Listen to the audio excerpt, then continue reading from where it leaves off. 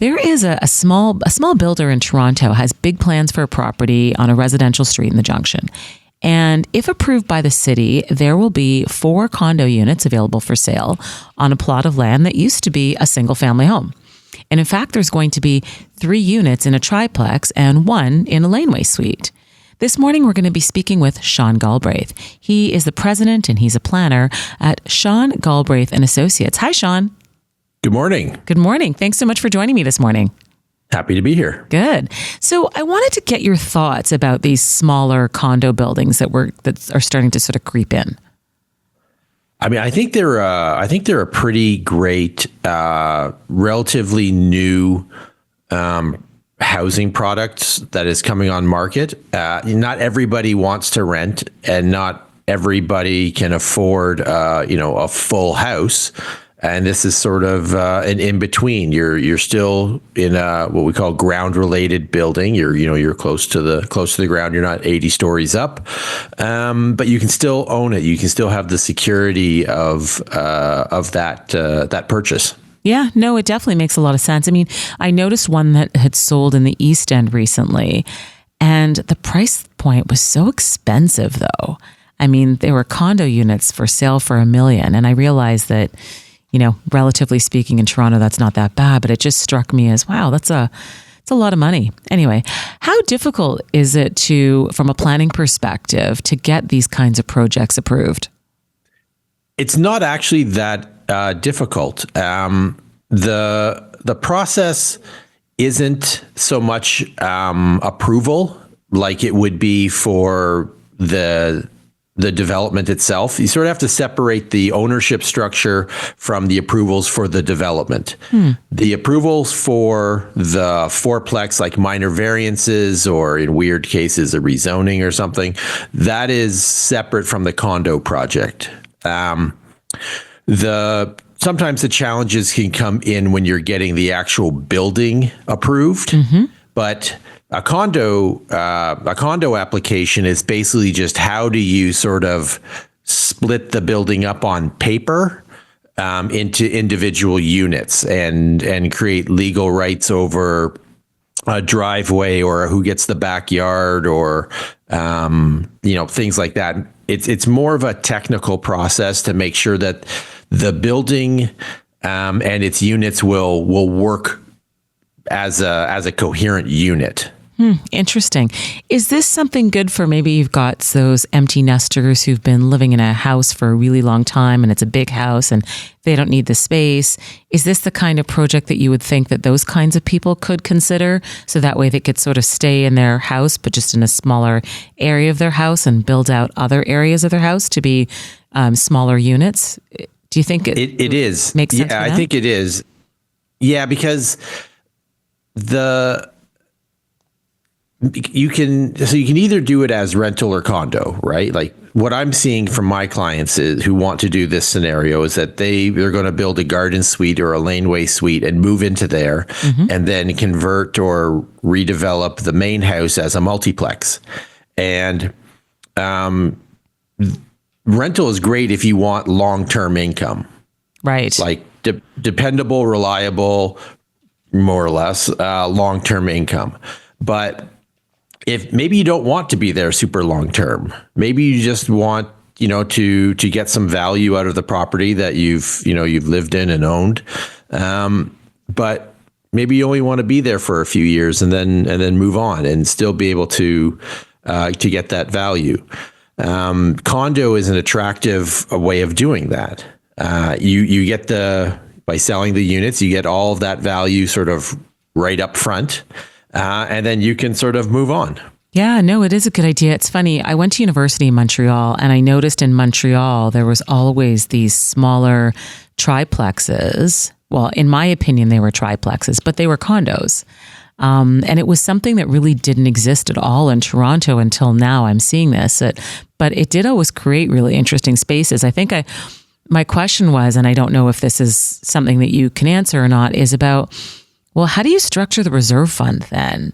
And then, just to make sure that there's money to pay for repairs down the road. I feel like that kind of stuff would get a little bit more complicated. And I wonder would the maintenance fees on a place like this, because it's so small, be a little bit more difficult? Well, sort of you basically have to structure it like you would any other condominium, right? You're going to have like a little condominium corporation with the unit owners on the board, and you have to do all the stuff that you normally do with a condo. You have to have a reserve fund, but the costs are smaller for a small condo. Like eventually, you got to pay for roof repairs, or yes. Maybe, I don't know, if you have a boiler in the basement or something, there are some mechanicals that need to be repaired, and maybe you want to hire a driveway snow removal guy, or landscapers. But these are all relatively small costs compared to like a large condo building. And so the part you get the condo lawyer when they're setting up the condo corporation to set all of these things out. Right. So I don't think it's super expensive, in terms of the sort of, your reserve costs. There are costs, and, but they're one of the things that Toronto does really well and has a lot of experience in is its condominiums, right, and setting them up and running them and maintaining them and things like that. That's good. Do you think we'll see more of these? Sorry, continue. Go ahead. I think we will see a few more. Right now, the word hasn't really gotten out that this is a thing that people can do. Yeah. It was kind of like when laneway suites and garden suites or even multiplexes were first approved. Like it wasn't really something that people considered before. But now that they are seeing them pop up, you referenced the one on Mortimer. I've seen a couple on older ones on like Northcote in sort of West Queen West area.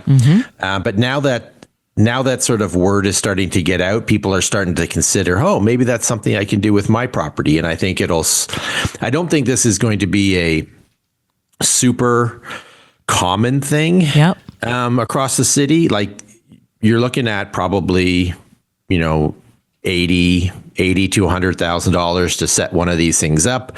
And not everybody wants to basically get into a relationship with your neighbor through a condo corporation. Right. It's like some people just really like renting, but I think it's sort of a niche product. And it's going to appeal to a bit of a niche audience, at least to start. Yeah, no, that makes sense. I mean, I could see it working well in some of the areas where some of the houses are large, like a Rosedale or the Annex, or if I think of High Park, these big streets that have these huge, massive homes. I could see this concept working really well there. I agree. Also, I can see it working in like large lot suburban areas, right? Where this is where the multiplex permissions and garden suite permissions have been extended. I think combined with the emerging permissions around major streets and townhomes, right, which is a whole other topic for another day. Yeah. I think there's going to be more and more opportunities for small scale condos for people who are interested in that sort of housing space. One of the challenges I think is going to be before these things sort of pick up momentum is how do you price them? Right. Because there are not really any comparables. Well, and that's what I mean by the Mortimer one was quite expensive. When I looked at the price point and the square footage that people were getting in the condo, it was pretty expensive, in my opinion. But I realize they're trying to probably make their numbers work. So I think there's always this push and also pull. Real estate in Toronto. Yeah, it's real estate in Toronto, but it's also, I'm sure they're also pricing it a certain way to make the numbers work, right? They've got to be paid back for doing this. They don't want to suffer any kind of loss. So I think that's the hard part. But Sean, we've run out of time. That's all we've got this morning with you. Thank you very much for having me on. No problem. I think it's a pretty cool new way of developing in Toronto. We're always doing something new. Absolutely. And we'll definitely have you on again. Thanks so much. Thank you. That was Sean Galbraith from Sean Galbraith and Associates, giving us a little insight about some of the new condos coming in.